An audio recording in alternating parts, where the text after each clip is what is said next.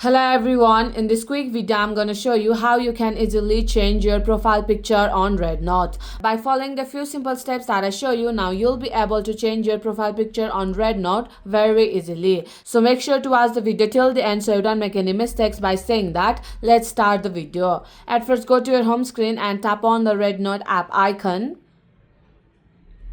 And tap on the Me option, which is located in the bottom right corner. And here you have to tap on Profile, which is located right here. And tap on this camera icon. And it will open your gallery and you can select any photos that you like from your gallery. I'll select this one. And here you can adjust the photo ratio. You can zoom in and zoom out. After you are satisfied with your photo, you have to tap on this red button.